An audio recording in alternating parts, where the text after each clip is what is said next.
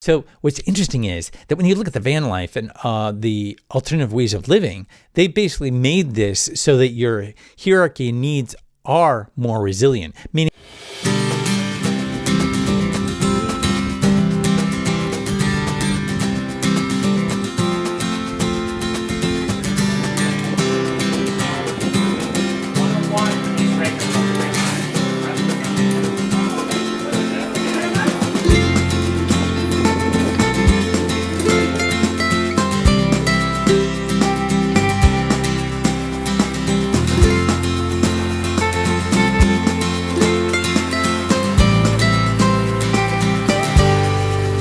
okay, when you look at why a lot of people choose the alternative lifestyles like the van life, you realize it's all about freedom. I want freedom. Freedom. The freedom to travel unencumbered by schedules, obligations, or anything else placed upon me by society. So it's a way of rethinking our entire way of being so that we can enjoy our lives right now and not work so hard to pay for something that we don't really need. Now, freedom comes in many shapes or sizes, but if you look at it in terms of creativity, I think freedom has to do with resilience. Okay, so just like freedom, resilience can mean a lot of different things. But here's what I like about what Greg Braden has to say about resilience. Is there more than the ability to bounce or spring back?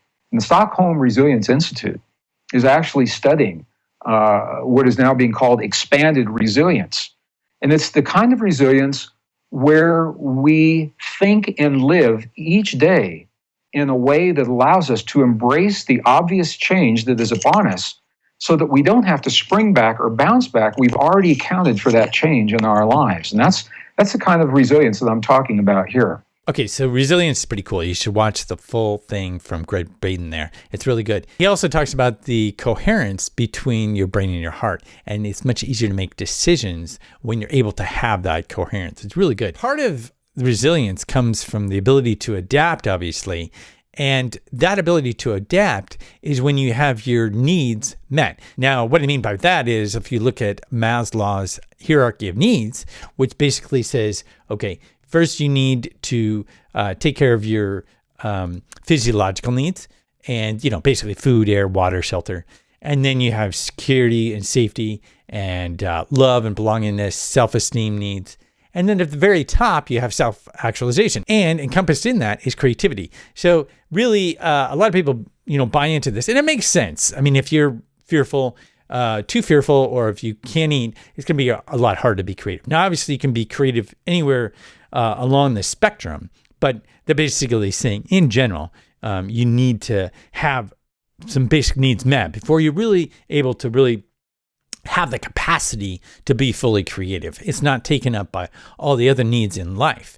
So what's interesting is that when you look at the van life and the alternative ways of living, they basically made this so that your hierarchy and needs are more resilient, meaning if you have something come your way and you are stuck into a rent situation or you have a house and you have to pay a certain amount, then it's much harder for you to be resilient to incoming changes and fluxes. You lose a job, some extra expense with your car, extra expense with your house, health, so on.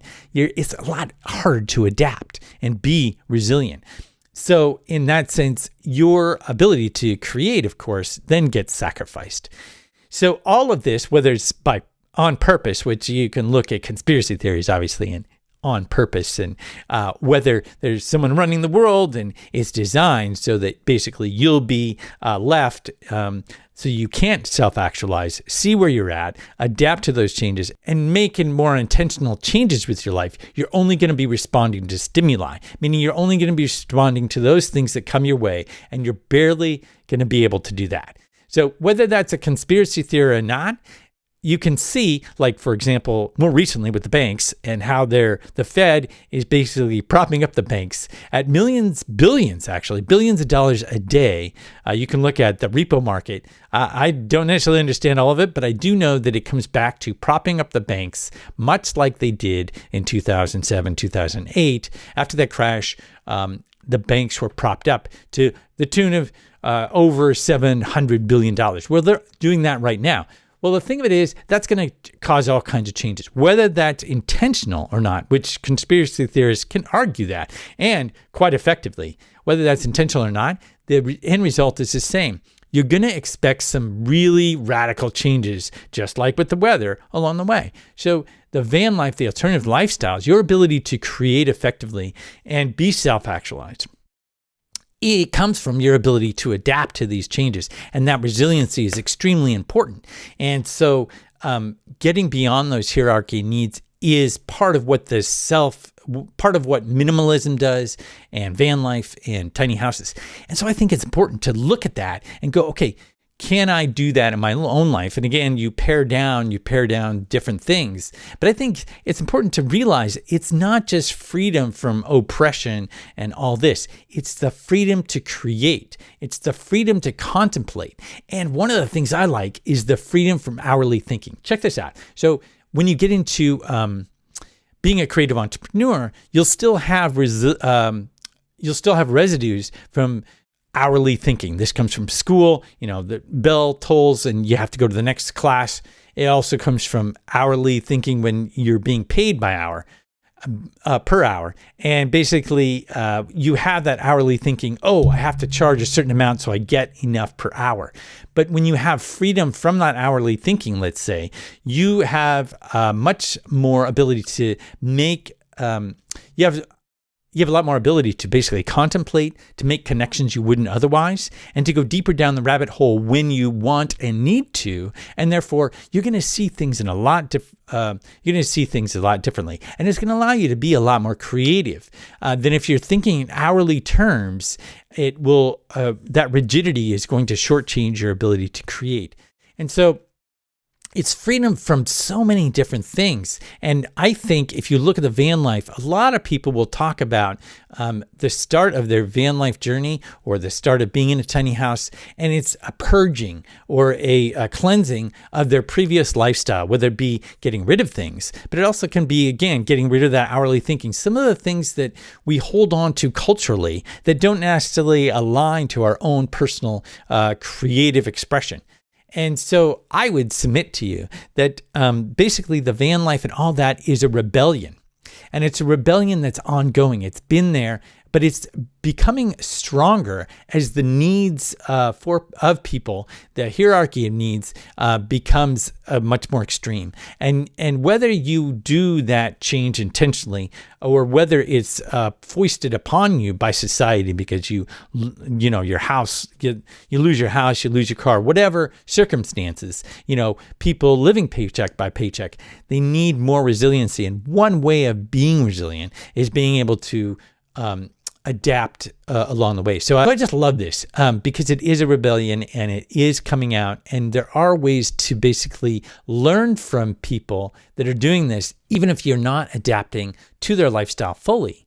There's a serious amount of things you can learn from watching what they're doing in the tiny houses, what they're learning from the day-to-day, what they're seeing. And it's really taking that and bringing it into your own life and weaving it into your ability to adapt and create as the world changes in dramatic ways. If you want to hear perspectives on this, because I have a lot of time that I'm actually investing as I'm doing my pottery, I'm listening to all these different people, and all of this comes together. And I think it's interesting to see how to adapt. And if you want to see more of this, then please do subscribe, hit the bell, make sure you see this when the next video comes out. It's going to be awesome. And part of this is actually the Profit Engine Challenge, which you'll see in the description below, where you can basically sign up to this free challenge. It's having multiple streams of income.